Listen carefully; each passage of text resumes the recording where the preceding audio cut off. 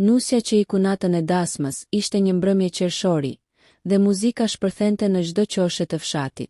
Dasma e Arditit dhe Elirës kishte mbledhur gjithë njerëzit e zonës.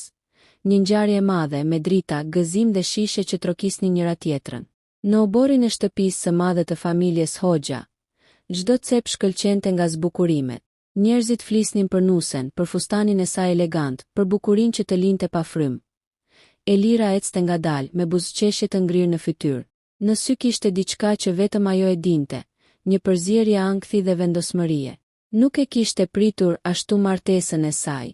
Ishte vetëm 25 vjeç, e diplomuar në arkitekturë, me ëndra të mëdha për t'u larguar në Tiranë dhe për të ndërtuar karrierën e vet. Por prindërit e saj, në presionin e fshatit, kishin pranuar lidhje me Arditin, djalin e vetëm të një familje të pasur, pronar tokash dhe biznesesh lokale. Një nuse e mirë për një djalë të mirë, siç thoshin të gjithë, vetëm ajo e dinte që e gjithë ajo dasmi ishte një teatër i madh. Arditi, i qeshur dhe i gëzuar, nuk e vuri retronditjen në sytë e saj. Ai e kishte dashur që në momentin që e kishte parë në një dasmë tjetër një vit më parë. Për të, ajo ishte vajza perfekte, e bukur, me dinjitet dhe me një mënyrë që i bënte të gjithë të heshnin kur fliste. Për Elirën, ai ishte një zgjedhje e bërë nga të tjerët. Në orën 1 të mëngjesit, dasma mori fund. Fishekzjarët ndriçonin qiellin, ndërsa të gjithë e përcollën çiftin në shtëpinë e re, një vilë moderne në periferi të qytetit. Zoti i bekoft, të jetoni si mbretër, thëriste tezja e Elirës me lot në sy. Kur dera u mbyll pas tyre, qetësia u kthye. Elira qëndroi përballë pasqyrës, e veshur ende me fustanin e bardhë. Zemra i rrihte fort, aq fort sa i dukej se do të shpërthente. Arditi u afrua, e mori për dore, i tha me butësi. Më në fund vetëm ne të dy, ajo nuk foli. E shikoi në sy për disa sekonda, pastaj u kthye nga dritarja. Qielli ishte i errët, pa hënë. Një shenjë ndoshta brenda saj një zëpërsëriste pa pushim. Nëse nuk i kën tani, nuk do kesh më kur guximin. Në orën 3:00 të mëngjesit, ndërsa Arditi flinte, Elira veshi rrobat e saj të përditshme. Mori një çantë të vogël dhe doli nga shtëpia. Asnjë mesazh, asnjë letër, vetëm heshtje. Në rrugën që të çonte drejt qytetit, ajo ndaloi për një moment dhe mori frym thellë. Ajri i ftohtë i natës i përzjeu me lotët që i rrëshisnin faqeve. Nuk e dinte ku do shkonte, vetëm që duhet të largohej. 3 vite më vonë në fshatin e qetë, emri i Elirës ishte kthyer në legjendë. Të ikte nusja natën e parë, një turp që s'kish ndodhur kurrë, thoshin gratë në përdyqane. Familja e Arditit kishte kaluar muaj të tërë në heshtje e mllef. Ai vetë për një vit nuk kishte folur me askënd, as me prindërit. Kishte lënë biznesin dhe ishte zhdukur për pak kohë në Itali, në përpjekje për të harruar. Askush nuk e dinte se ku ishte Elira. Deri atë ditë. Ishte një mëngjes i zakonshëm vere kur një makinë e zezë ndaloi pranë qendrës së fshatit. Njerëzit kthyen kokën, si gjithmonë kur ndodhte diçka e rrallë. Një grua doli nga makina, me flokë të gjatë, sy të qetë dhe një fëmijë 2-3 vjeç në dorë. Një heshtje e çuditshme ra në ajër. A nuk është ajo? Pëshpëriti dikush në treg. Po ajo është Elira. Tha një tjetër, e mahnitur. Elira u kthye. Ishte ndryshe, e pjekur, me një qetësi që vinte vetëm nga dikush që kishte kaluar stuhi. Në krah mbante një djalë të vogël, me syngjyr mjaltë që të kujtonin dika Arditin. Kur lajmi mbërriti në shtëpinë e familjes Hoxha, nëna e Arditit, Liriana, ngriti duart nga fytyra. Pas gjithë këtyre viteve, ajo guxon të kthehet. Arditi që ndodhe në verandë duke pirë kafen e mëngjesit, ngriti syt me ngadalë. Kush? Elira është kthyer. Ai ngriti filxhanin, por duart i dridheshin, një heshtje e rëndë mbushi ajrin. Me kë është? Pyeti, me një fëmijë, zëri nënës u drodh.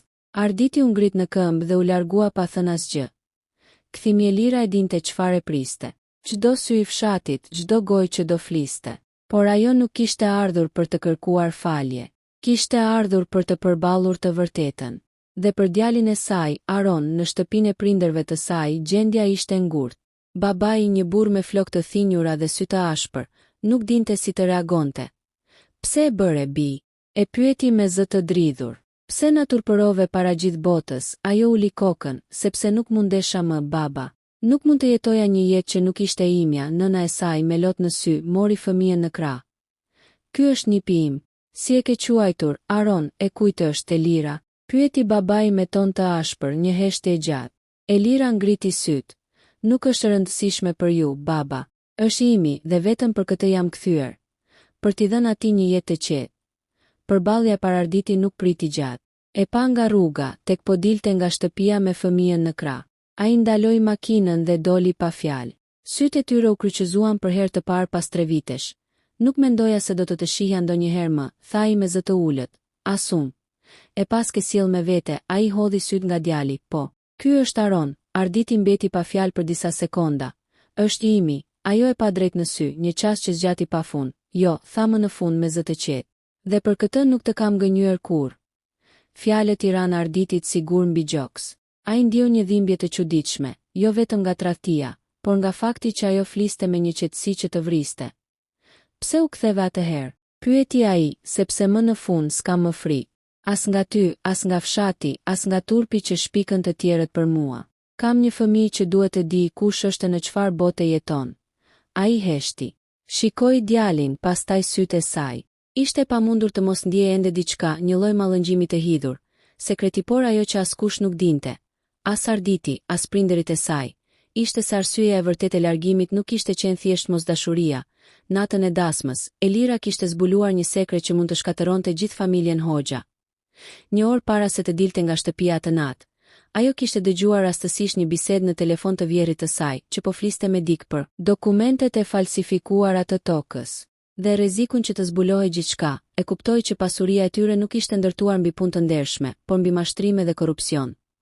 Ajo kishte dashur t'i tregonte Arditit, por kur ai e kishte përqafuar dhe i kishte thënë tani e pjesë e kësaj familje për gjithmonë, diçka në të ishte thyer. Nuk mund të bëhej pjesë e asaj bote. Tani ajo ishte kthyer, jo vetëm si nën, por si grua që nuk ishte frikë më nga e kaluara. Në fshat njerëzit nisën të flisnin edhe më shumë. Por këtë herë, për herë të parë, disa filluan të pyesin. Po sikur të mos ke qenë ajo fajtore, ndërsa Arditi netëve të vona qëndronte në verandë duke parë yjet. Mendonte për fjalët e saj, për sytë e djalit që i ngjanin dikujt, dhe për sekretin që ndoshta e lite ende me të. Shumë më thellë se ç'mund ta pranonin të dy. Zjarri që së shuar kurrën ditët që pasuan kthimin e Elirës, fshati gumëzhinte. Çdo kafene, çdo rrugë e vogël, çdo dyqan kishte vetëm një temë. Ajo është kthyer. Tani gjithçka që dikur ishte thashë themi harruar, ishte ringjallur. Disa e mëshironin, disa e përbuznin, por të gjithë e prisnin fundin e asaj historie si një serial që më në fund po vazhdonte pas 3 vitesh pauzë. Në shtëpinë e Hoxhajve, atmosfera ishte si para një stuhje. Arditi qëndronte në zyrën e tij me duart në flok. Në tavolinë kishte një foto të vjetër. Ai dhe Elira në ditën e fejesës. E mbante ende aty, megjithse i kishte thënë vetes qindra herë ta hidhte. Në derë trokiti nëna e tij, Liriana. Ardit, dua të flasim, s'mundem tani nën, do të më dëgjosh. Ngriti zërin ajo për herë të parë pas shumë kohësh. Kjo histori duhet mbyllur një herë e mirë. Ajo grua na turpëroi, të la në ditën më të bukur të jetës tënde, dhe tani kthehet me një fëmijë që askush nuk di kujt është. Arditi e dëgjoi në heshtje. Ndoshta duhet ta dëgjojmë, tha ai me zë të ulët. Të kuptojmë pse iku, nëna e tij qeshi me ironi. Pse iku? Nuk e pse kërkon arsye për një grua që s'ka pasur kur respekt. Ajo të përdori, ai u kthye dhe e pa drejt në sy, ndoshta, por unë nuk kam harruar. Asgjë. Nëna uli kokën e tronditur nga fjalët e tij. Në shtëpinë e Lirselira po përgatiste drekën ndërsa djali i saj, Aron, luante në verandë me një top plastik. Çdo gjë duke e qetë, por brenda saj kishte një peshë që e mbyste. Kishte ditë që mendonte ta linte përsëri fshatin, por këtë herë kishte ardhur për diçka më të madhe. Ajo kishte ruajtur në laptop disa dosje. Kopje të dokumenteve që kishte parë rastësisht në natën e dasmës, dokumente që tregonin se familja Hoxha kishte përfituar tokë nga një tender publik përmes mashtrimesh. Kishte vite që i ruante, pa ditur pse, ndoshta sepse e dinte që një ditë e vërteta duhej të dilte. Në atë moment trokiti dera.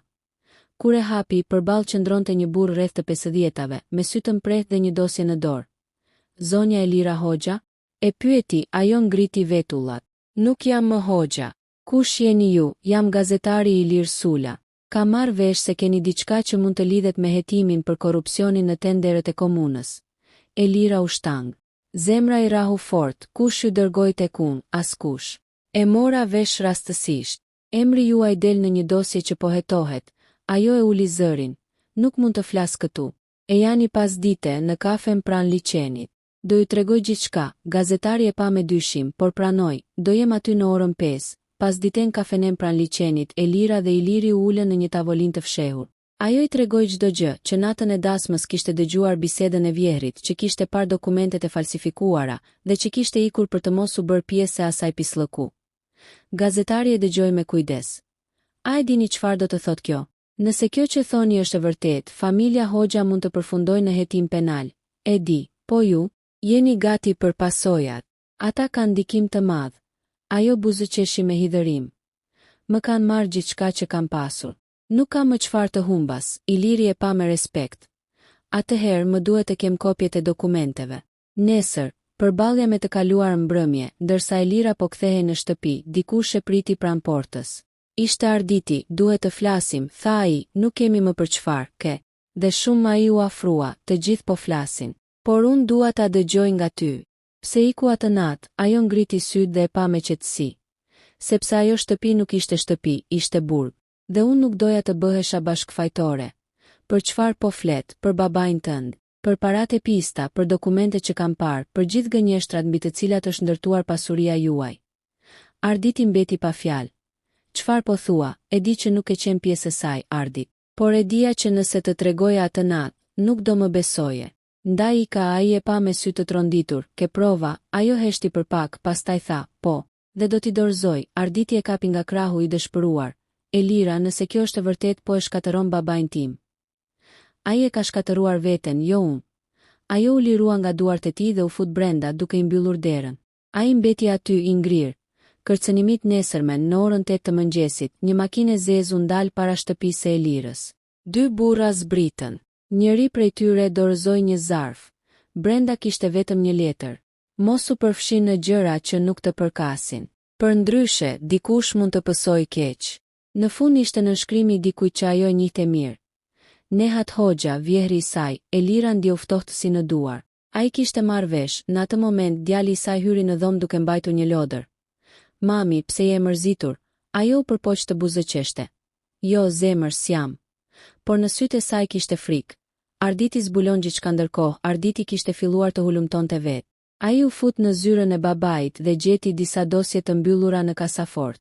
Njëra prej tyre mbante firmën e tij, pa dijeninë e tij. Ishte dokumenti që vërtetonte përfitimin e paligjshëm të 12 hektarëve tokë në zonën industriale.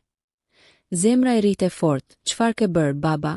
Përshpëriti, kur Nehati hyri në dhomë, Arditi e përballi, çfarë janë këto, biznes, djalë? Asgjë që duhet të të shqetësoj. Ke falsifikuar firmën time. E kam bërë për të mirën tënde. Gjithçka që kemi sot është fal vendimeve të mia. Arditi ngriti zërin. Jo, gjithçka që kemi është fal mashtrimeve të tua. Dhe për shkak të teje, ajo iku, Nehati heshti, e di. Dhe më mirë që iku. Ajo vajzë do na kishte futur në telashe. Arditi u afrua.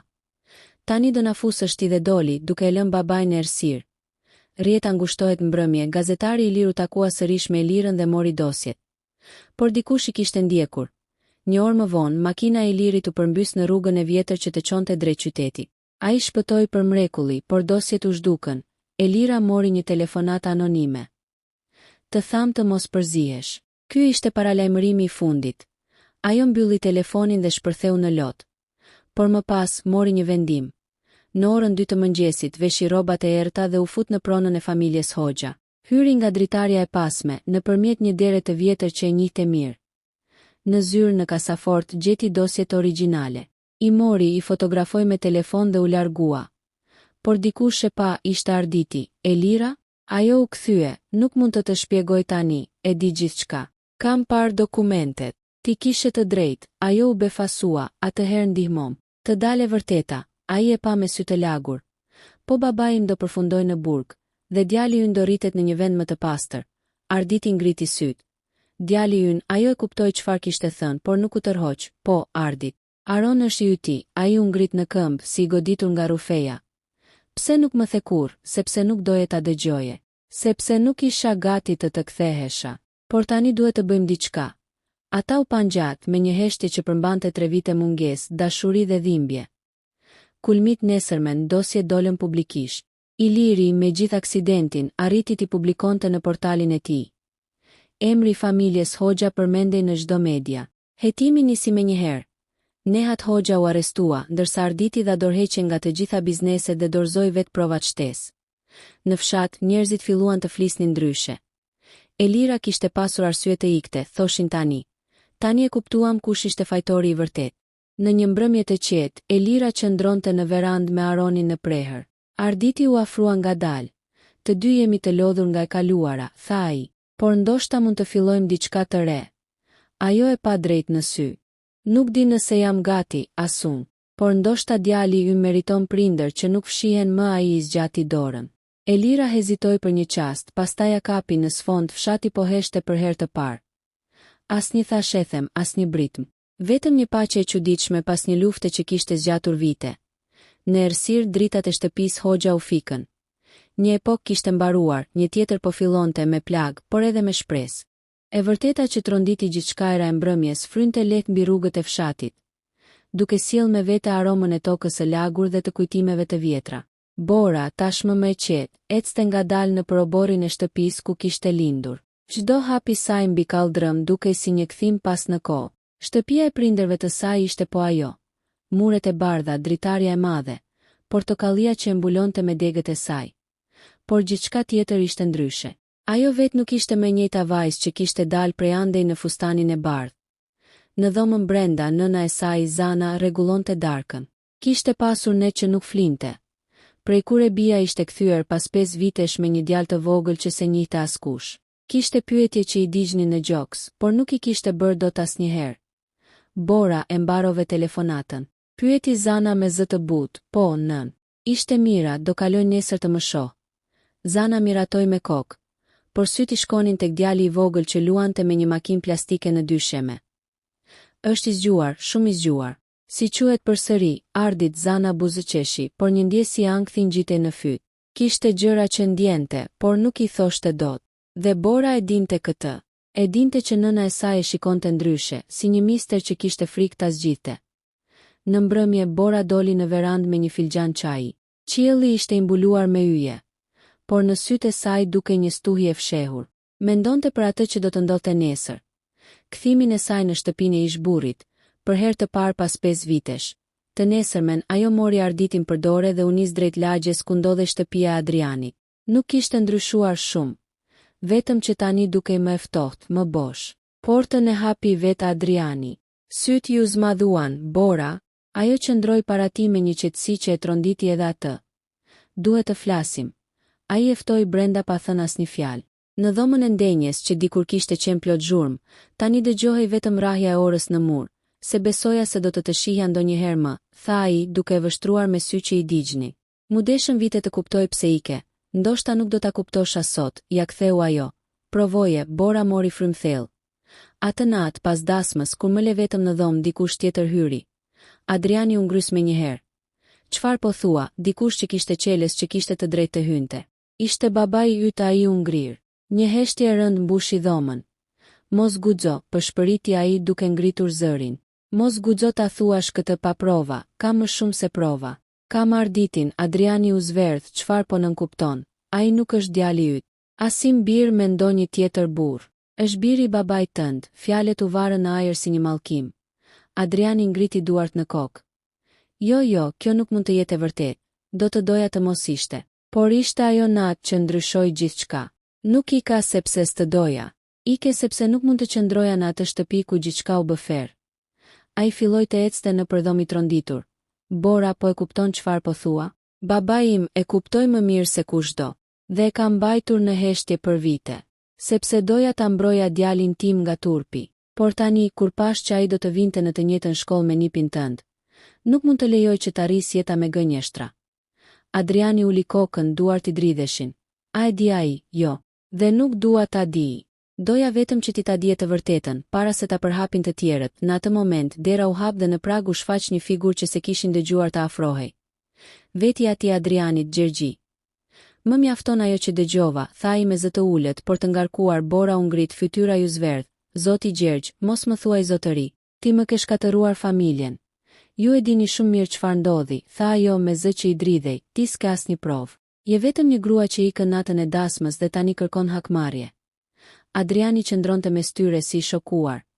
Baba, të lutem, më thuaj që s'është e vërtet. Por burri nuk foli. Vetëm sytë e tij e tradhtuan. Ata sy që s'mund të fshinin fajin. Në atë moment, Bora mori djalin dhe doli nga dera pa thënë asgjë më. Të gjithë fqinjet qëndronin në heshtje, duke parë skenën nga dritaret. Lajmi do të përhapej brenda ditës dhe ajo e dinte. Por këtë herë nuk ishte frikë.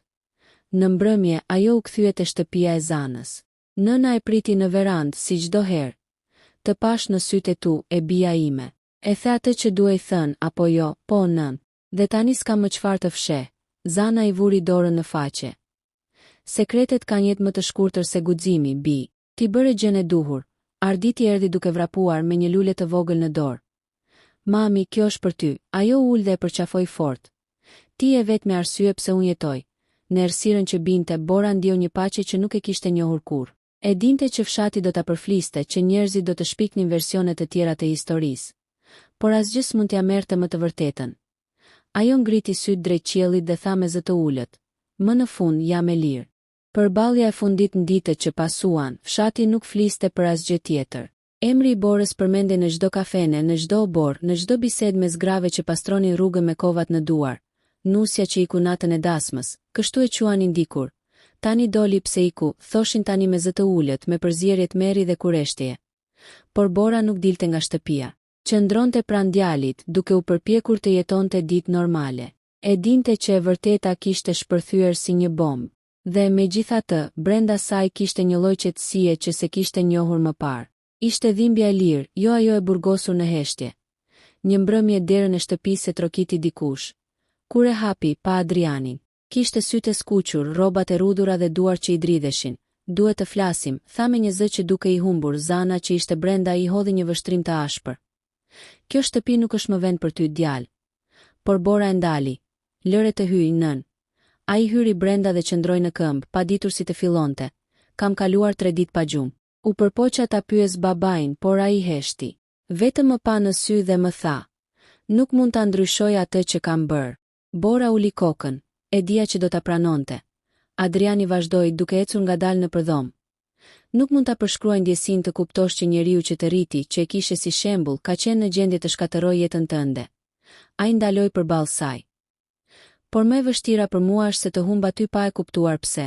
Dhe të humba pa fajin tënd, sytë e Borës u mbushën me lot. Nuk kisha rrugë tjetër, Adri. Po të thosha atë natë, askush s'do më besonte. Të gjithë do më quanin të çmendur siç po më quajnë sot. Do të besoja unë. Jo, s'do të mundje. Dashuria jote për të atin ishte shumë më e fortë se besimi ndaj meje. Një heshtje gjatë mbushi dhomën. Vetëm zëri i orës dëgjohej si për të kujtuar që koha nuk ndalet, edhe kur jeta coptohet. Çfarë do të bësh tani? Pyeti ajo më në fund. Do ta detyroj të përballet me atë që ka bërë, tha ai duke ngritur kokën me vendosmëri. Dhe dua që ti ta dish, s'kam asnjë urrejtje për ty. Vetëm dhimbje që të mbrojta kur duhej. Ai u afrua dhe për herë të parë pas 5 vitesh e përqafoi. Nuk ishte përqafim dashurie, por faljeje. Në atë qast Bora kuptoi që plagët e saj nuk do të shëroheshin kur plotësisht, por të paktën nuk do të ishin më të fshehta. Të nesërmen lajmi i përballjes shpërtheu në gjithë fshatin. Adriani kishte thirrur mbledhjen e këshillit të fshatit, një traditë e vjetër që përdorej kur duhej zgjidhur diçka e rëndë brenda komunitetit. Në qendër të sheshit, pra një tavoline të madhe druri, ishin mbledhur burrat e fshatit dhe shumë gra që shikonin nga larg. Në njërën anë qëndronte Adriani, në tjetrën babai i tij, Gjergji. Bora qëndronte në skaj me Zanën dhe djalin e qetë, por me zemrën që i rrihte fort. E solla këtu sepse e vërteta nuk duhet të fshihet më, tha Adriani me zë të fortë. Kjo grua u turpërua padrejtësisht për 5 vjet. U gjykua, u përfol dhe askush nuk pyeti pse iku. Sot do të dëgjoni pse. Gjergji lëvizi në vend, fytyra e tij e ashpër u zbe. Këto janë shpifje. Gruaja po përpiqet të hakmerret, por Adriani e ndërpreu. Mjaft, baba. Mjaft me heshtje. Unë nuk jam më djali që hesht. Pastaj nxori nga xhepi një letër të vjetër. Këtë e gjeta në sirtarin tënd. Ishte letra që i kishe dërguar një miku tënd të vjetër në qytet.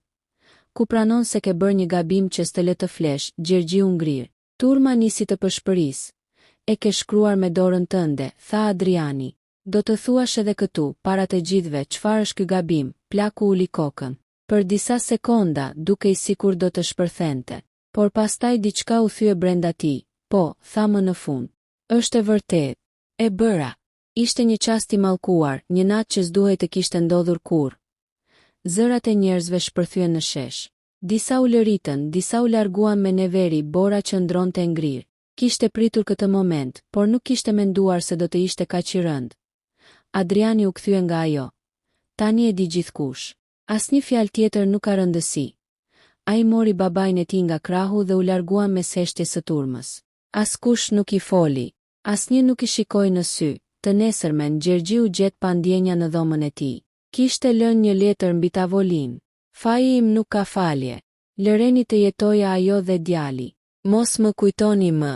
Kur Bora e mësoi lajmin, syt ju mbushën me lot, por jo nga urrejtja. Ishte një ndjenje përzier me strishtimit dhe lirisë. Ai mori dënimin e vet, tha Zana duke e përqafuar. Zoti I dha gjykimin që njerëzit se dhan dot. Bora shikoi djalin që luante në verandë, me një buzëqeshje të pastër.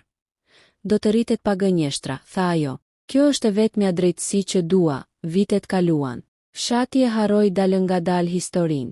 Bora punoi si mësuese, ndërsa Arditi u bë një djalë I zgjuar e I ndjeshëm. Një pasditë pranvere, ndërsa po mbyllte derën e shkollës, dikush e thirri nga pas. Ishte Adriani.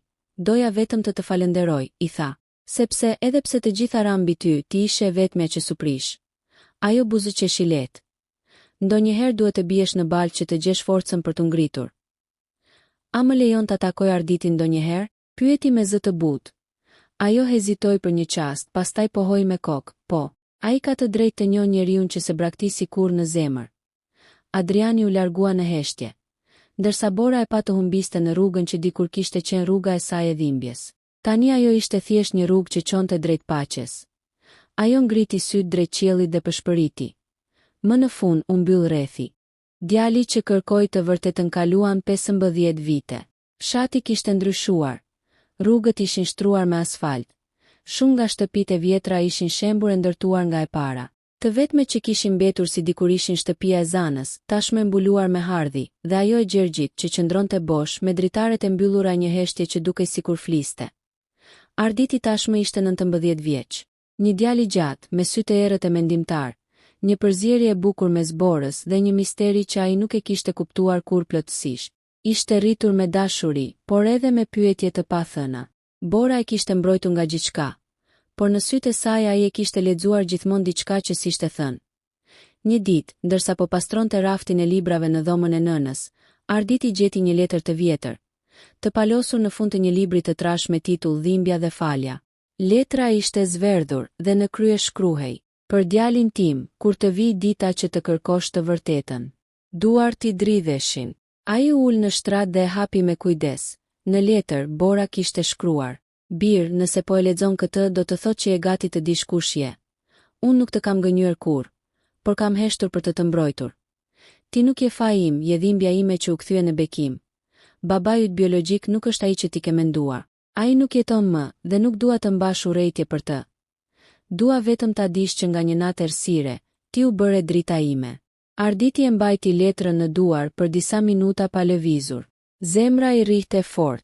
Çdo kujtim, çdo moment që I kishte dukur I paqartë, papritur mori kuptim. Në mbrëmje ai doli në verandë ku Bora po u iste lulet. Mami, tha me zë të dridhur, e lexova letrën. Ajo ngriti kokën, syt ju mbushën me njëherë me lot. Nuk doja ta dije kështu, nuk ka rëndësi si, tha I but. Ka rëndësi që tani e di, ata qëndruan për një moment në heshtje. Pse nuk më the më herët, sepse s'doja të mbushja me urrejtje. Ti je rritur me dashuri dhe doja që të mbeteshe I pastër. Arditi mori duart e saj në duart e veta.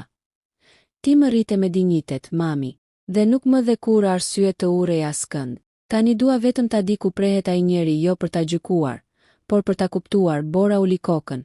Në kodrën përballë, tek pema e vjetër e ullirit. Askush se viziton. Të nesërmen Arditi u nis herët. Në një qiell të hapur blu, ecën drejt kodrës. Bari ishte I gjatë dhe era sillte aromë të fortë ulliri. U ndal përpara një varri të thjesht pa emër, ku një pllakë e vogël guri kishte vetëm një datë. Ul në gjunjë.